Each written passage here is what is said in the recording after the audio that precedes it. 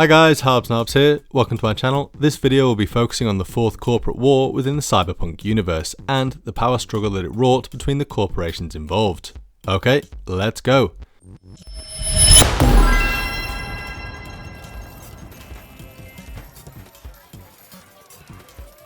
So, the fourth corporate war was actually initially started between these two aquacorps, Sino and OTEC. An aquacorp is a company that specializes in underwater shipping and technology services. OTEC is from the US and Sino is French. Well, in 2021, an even larger aquacorp called IHAG went bankrupt, which left Sino and OTEC squabbling over its remaining assets. This squabbling eventually turned into full-on physical skirmishes in various parts of the globe, but neither company was big enough to finish the other off, and the both of them needed some real muscle.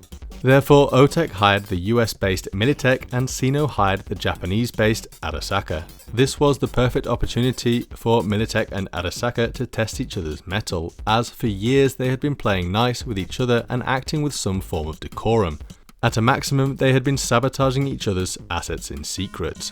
For specific details on this corporate war between these gigantic mega corporations, I'm going to be using the Firestorm Stormfront and Shockwave, sourcebooks for the tabletop role-playing game. Now, Stormfront gives the following description of the conflict. Intense strikes by each corporation against the other, using small professional units to inflict as much damage as practical. Each mission is designed to destroy or disable key enemy resources in order to tie up money, panic employees and investors, and drain assets. The purpose of all this violence is to erode public and seller confidence in each opponent and thus weaken their economic position at the bidding table. So let's look at the first part of this war, the Shadow War. This was effectively a Cold War and the start of the Fourth Corporation War when OTEC and Sino first hired both of the mega corporations. Initially hesitant to start a full-blown conflict due to the risk of hefty government reprisals, Militech and Arasaka stuck to the shadows, fighting in many ways that would not generally affect the countries that they were based in. Although the Shadow War wasn't totally annihilating areas of the planet, it was causing world governments to become incredibly nervous. Shockwave says the following: "The Shadow War made it perfectly clear that governments around the world were going to have to do something about the escalating conflict. Logically, the solution would be to present a unified front against the warring corps and tell them to stop or face nationalization. But this is politics, the practice of acquiring, maintaining and wielding power, where logic doesn't have much play." Well, logic doesn't have much play when money is involved. Militech and Arasaka had assets in almost every country in the globe, as well as important contracts and arrangements with certain governments that they didn't want to upset. For example, Arasaka bolstered the police force of Western Australia, who did not want to upset Arasaka in case they pulled out their security forces from the area. This type of thing was happening globally, where Militech and Arasaka were never actually as powerful as a national army, but they both had their fingers in so many different pies that they had created assurances for themselves in many countries. The only thing that both corporations had to be careful with was to not push any national governments too far. For example, in Shockwave, we can see that the Militech headquarters, which is based in Washington DC, has been deemed off limits as it is too close to the seat of the US government. So what were the aims of Sino and OTEC? Because although the war was becoming more and more personal for the CEOs of Arasaka and Militech, Saburo Arasaka and Donald Lundy, they were at the start hired by Sino and OTEC for primarily protective reasons. It started when, according to Stormfront, a Sino negotiator was kidnapped outside the IHEG headquarters as she went to deliver her offer.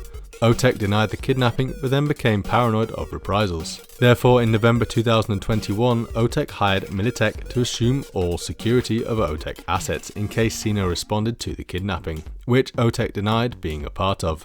In response to OTEC's hiring of Militech, Sino hired the Arasaka security forces, as they were also paranoid that OTEC could use their military security to attack Sino.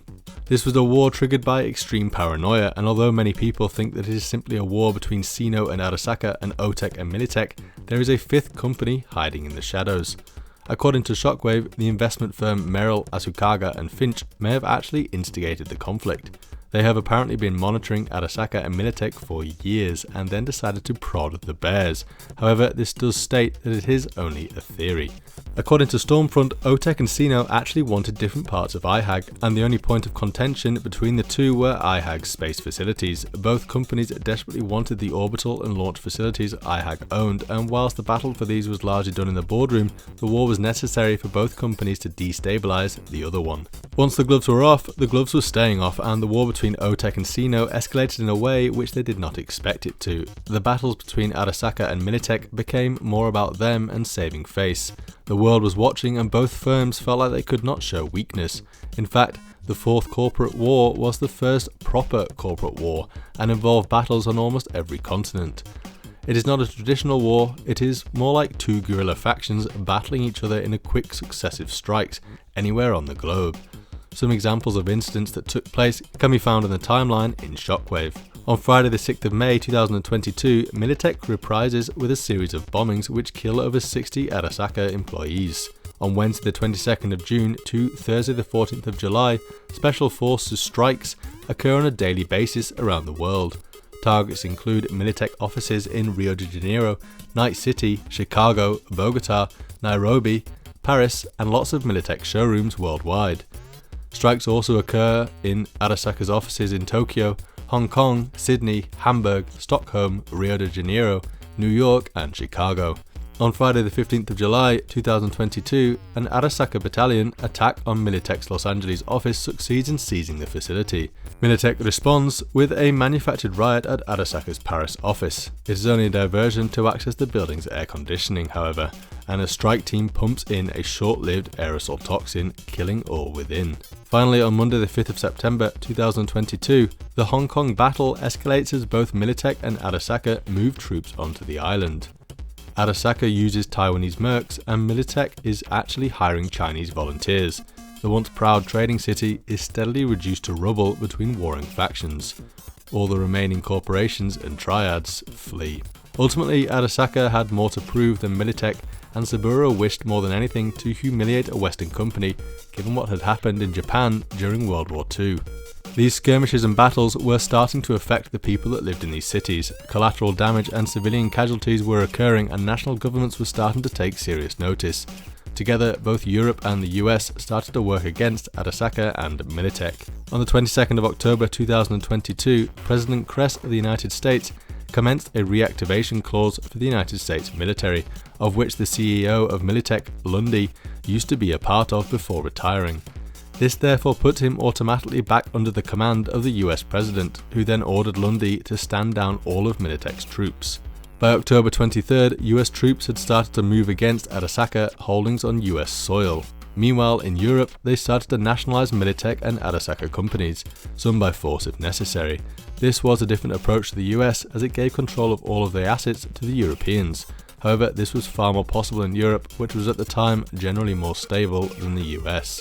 In the US, Night City was the last safe place for Arasaka. This was because Night City was technically under the status of a free city, and therefore President Kress did not have authority there, meaning that it would require an actual invasion of the free city, and that would have been a big deal. Of course, free city is a loose term, as it is effectively ruled by Arasaka. As the hands of the US were tied, and Night City was proving problematic for Militech and the US government, given that it was still a city based in the US, regardless of its independent status. What follows now is part of the Cyberpunk 2077 video game, and it seems like some things were retconned in the game, as originally Morgan Blackhand, an elite solo who worked for Militech, worked with Johnny Silverhand to bring down Arasaka Towers using a mini nuke. However, Morgan Blackhand does not appear as part of this strike team during the game, which is odd, especially since Adam Smasher was Morgan Blackhand's nemesis, more so than Johnny Silverhand. Smasher. Told you, Johnny boy. Told you I'd end you someday. Once the towers were destroyed and Johnny Silverhand disappeared, Arasaka itself was blamed for the nuke, and the corporation was completely banished from the US, only for them to return years later. Ironically, OTEC and Sino actually solved their disputes in the background with some degree of civility. The corporate war that they spawned had left them largely forgotten, as Arasaka and Militech's conflict spawned into a totally different issue for the two megacorps from what they were originally hired for. In fact, in Stormfront, the following is said regarding this. Although both sides are still fervent about fulfilling the duties of their security contract, now the fight becomes less of a business obligation and more of a convenient excuse for two competitors to blast away at each other secretly. Okay, thanks for watching guys. If you enjoyed this video, then do please give me a like and subscribe, and I'll see you next time. Bye!